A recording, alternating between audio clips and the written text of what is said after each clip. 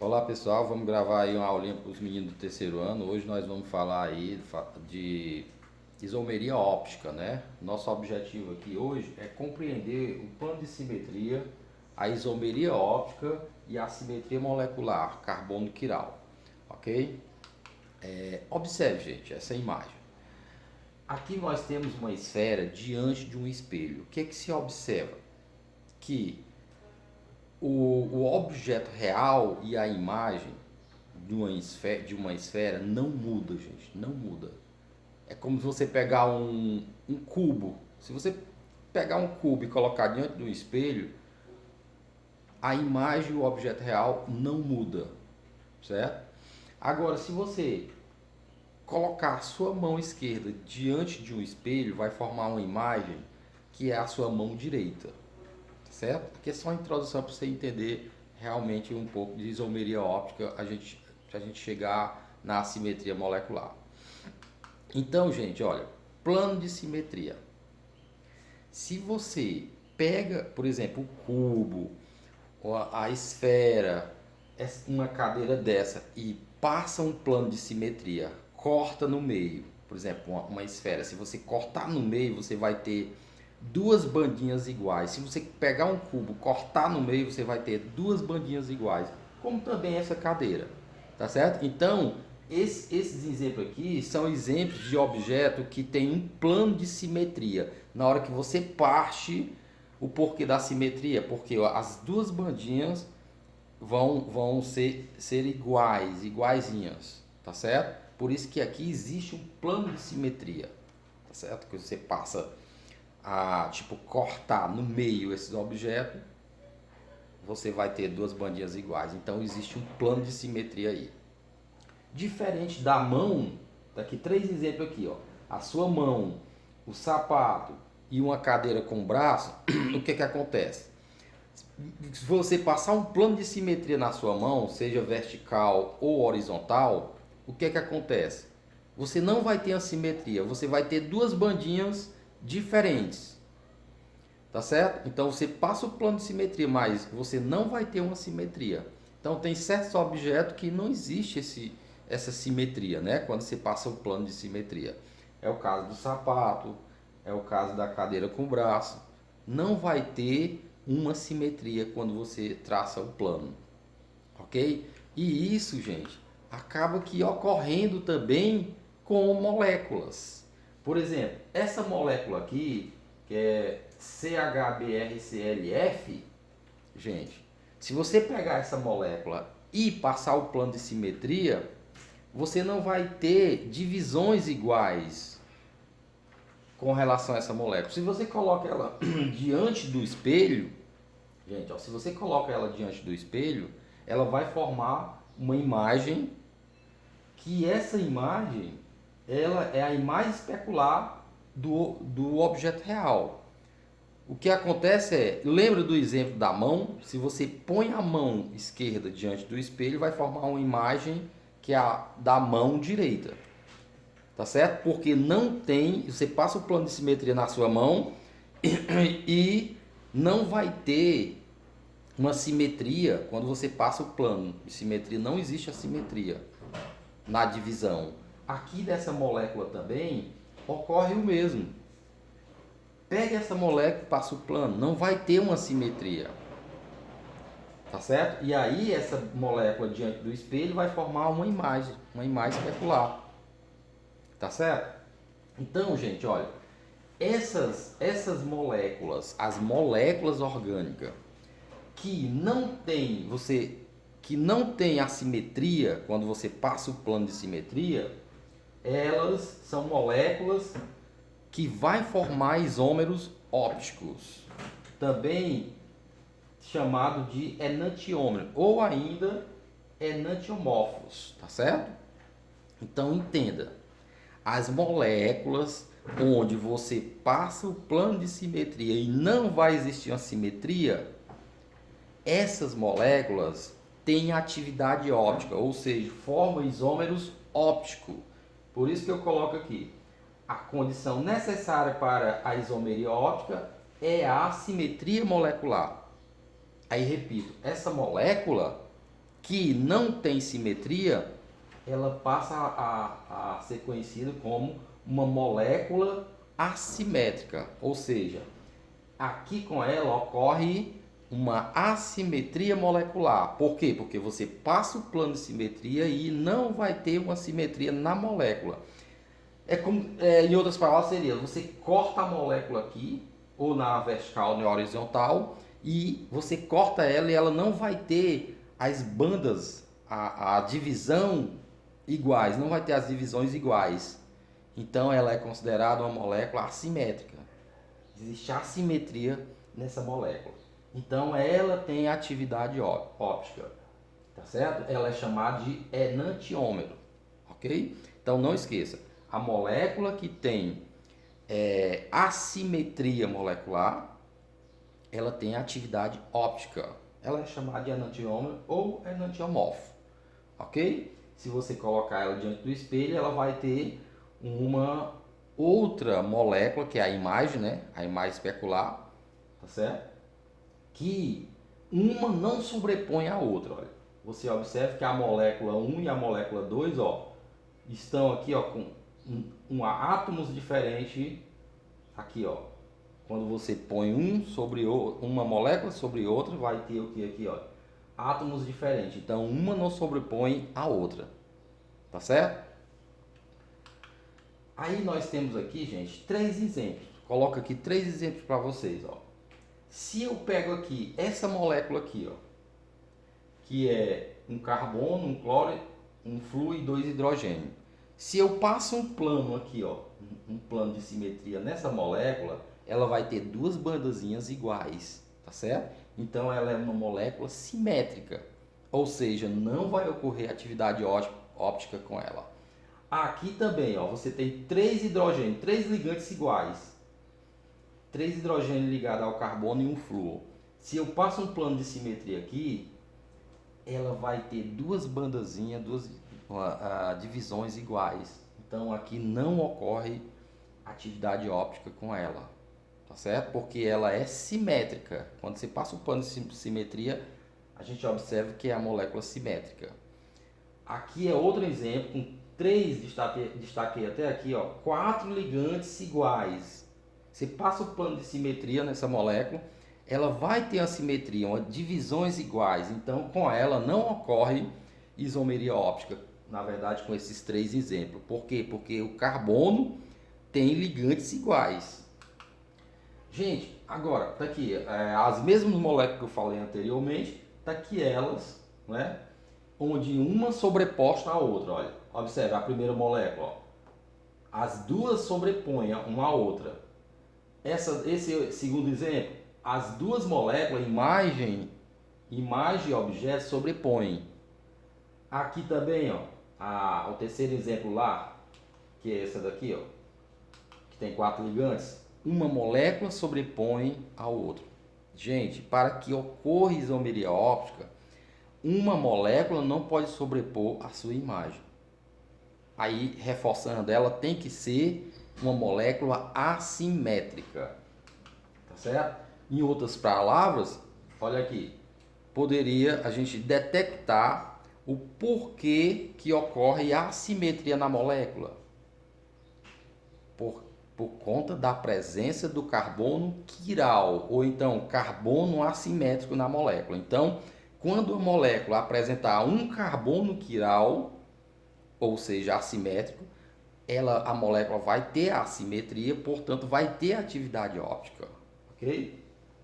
A simetria molecular está presente se houver na estrutura um carbono que faça 4 ligações simples e que esteja ligado a 4 grupos diferentes. O carbono em questão é chamado de carbono assimétrico, carbono quiral, ou também pode ser chamado de centro quiral, tá certo?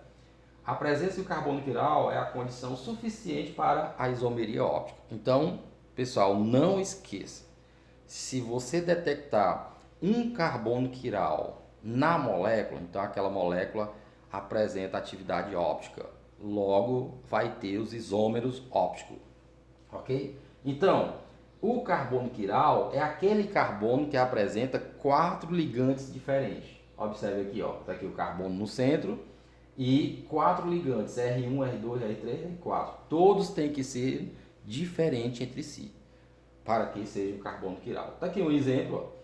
Butan 2-ol, ácido lático e alanina, que é um aminoácido. Ó. Esse carbono aqui, ele tem 4 ligantes diferentes, gente. Ó. O hidrogênio, o CH3, a hidroxila e esse grupo etila. Aqui você tem o hidrogênio, CH3, hidroxila e esse grupo carboxílico, né?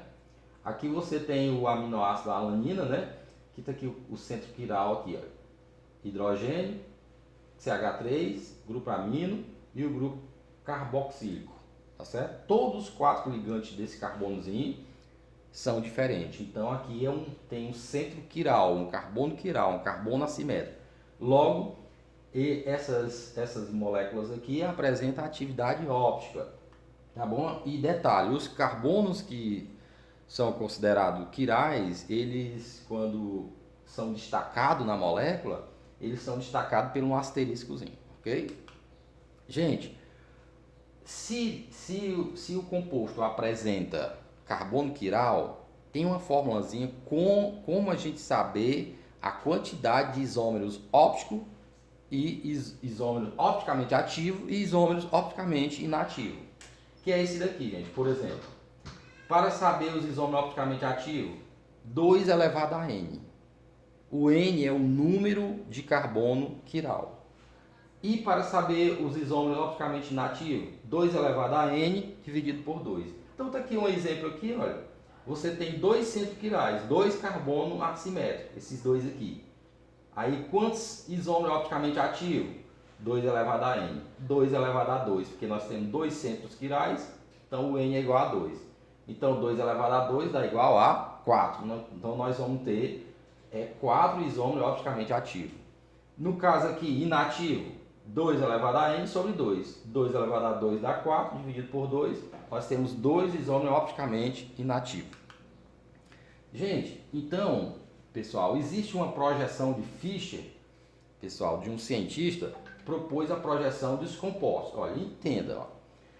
Aqui nós temos a molécula do butan 2-ol, ela pode ser representada assim, e não esqueça que quando a ligaçãozinha é cheia, pintadinha, cheia, parece um triângulozinho aqui, significa dizer que os ligantes estão para frente. Quando você tem a ligaçãozinha achurada assim, ó, cortadinha, os ligantes estão para trás. E aí o Fischer convencionou da seguinte maneira: ele colocou os ligantes para trás na vertical, olha aí, e os ligantes para frente na horizontal. Daqui a projeção de Fischer, né, para essa molécula. E mesma coisa aqui, ó. Aqui é o objeto real, aqui é a imagem, ok?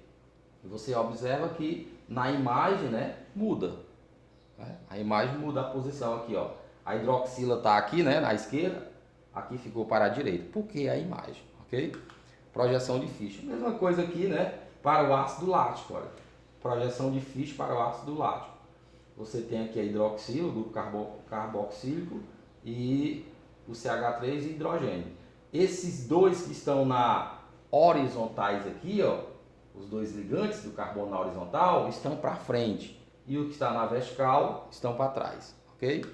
Aí, gente, sobre o ácido lático, olha, quando você faz um exercício físico muito intenso, o que acontece? Ocorre a produção de ácido lático que se acumula nos músculos e dá fadiga muscular, tá certo? Olha, foi o que ocorreu com esse jogador na Copa do Mundo em 2006, ok? Então, o ácido lático, ele causa fadiga muscular. É por isso que às vezes você tem um treino aí, uma pelada muito intensa e chega em casa todo cheio de fadiga, cansado, que são os ácidos láticos que estão lá nos seus músculos, né?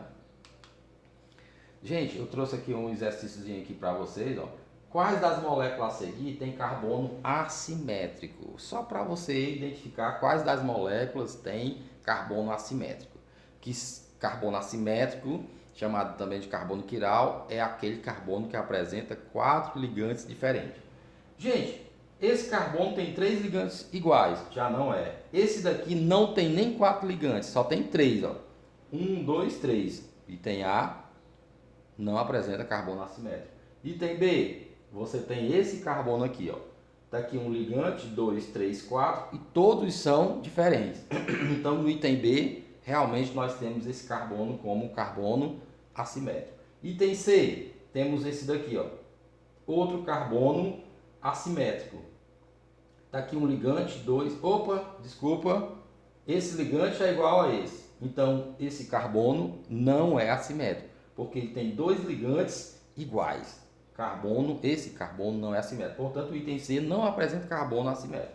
Item D, você tem esse carbono como sendo carbono assimétrico. Olha lá, um ligante, 2, 3, 4 com hidrogênio. Todos 4 são diferentes, os ligantes. Então, esse carbono ele é assimétrico. Item E, não tem nem carbono com 4 ligantes. Então, não tem carbono assimétrico. Item F, você tem esse daqui, ó. Um ligante, 2, 3, 4. Então, esse carbono aqui, como são 4 ligantes diferentes, esse carbono ele é assimétrico. Gente, tá aqui outra questãozinha, ó. Entre os hidrocarbonetos fluoroclorados, o CFCl3, também denominado CFC11, é um dos poluentes mais perigosos pelos danos que pode causar a camada de ozônio. Quanto à isomeria, é possível prever que o CFCl3 apresenta 3 isômeros, apresenta 4 isômeros, apresenta 5 isômeros, apresenta 11 isômeros, não apresenta isômero. Pessoal, observe, ó, tá aqui o carbono e ele tem 4 ligantes, que é o flúor e 3 cloros, que são iguais. Então, ó, não apresenta isômeros, tá bom? Aqui, dos seguintes ácidos, qual apresenta isômero óptico? Eu já até destaquei aqui, gente, ó, o item E, ele tem esse carbono como um carbono assimétrico. Se nós temos um carbono assimétrico, tá aqui, ó, essa molécula está desenhada a sua forma estrutural aqui. Se a molécula apresenta um carbono assimétrico, logo essa molécula tem atividade óptica.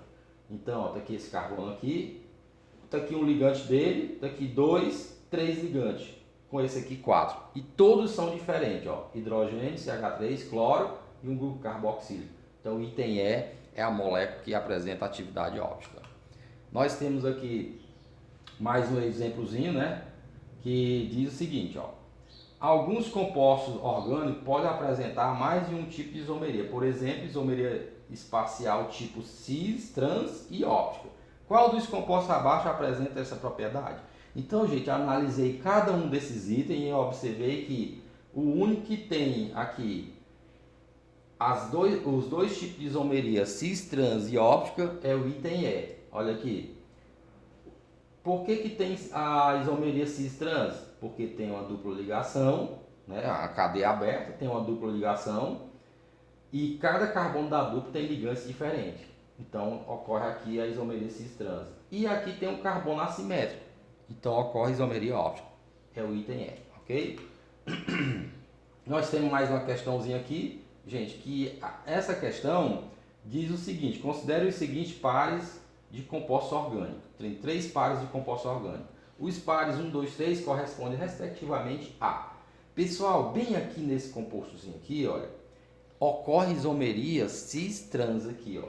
É uma cadeia fechada, onde carbonos vizinhos de cada cadeia têm ligantes diferentes, certo? Então aqui ocorre isomeria cis-trans. Aqui é o composto trans e aqui é o composto cis.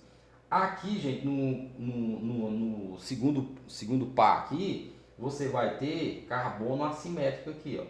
Então ocorre isomeria óptica. E aqui você vai ter o quê? Uma isomeria plana de posição, a posição da dupla que está sendo alterada aí, né? Aqui está mais para o centro e aqui está na extremidade, a dupla ligação, a insaturação. Por isso que aqui é um exemplo de isomeria plana de posição. E aí, por isso que fica sendo o item E, ó. Isômeros geométricos, esse par aqui, isômero geométrico, que é o cis-trans. Enantiômero, que é os isômeros ópticos, tanto faz ser isômeros ópticos como enantiômero, e aqui isomeria de posição, ok? Temos aqui mais uma questãozinha que diz, ó, em seu livro O Homem que Matou Getúlio Vargas, Jô Soares afirma que a naftalina encontrada em qualquer lugar para matar a traça, misturada em dose certa, pode ser tão tóxica e fulminante quanto o cianeto. O constituinte básico da naftalina é o naftaleno, que é o C10H8, sobre o qual podemos afirmar que é um hidrocarboneto. Tá aqui, gente, a formulazinha do naftaleno, né? Que é a naftalina. Aí ele diz o seguinte, ó, item o naftaleno é aromático? É aromático, sim. Que apresenta atividade óptica. Não apresenta atividade óptica porque não tem o carbono quiral. Então não é o item A. Agora item B, aromático e aquiral. Sim, ele é aromático e ele é aquiral. Então fica sendo item B, gente, item B. E aí eu agradeço, muito obrigado, viu?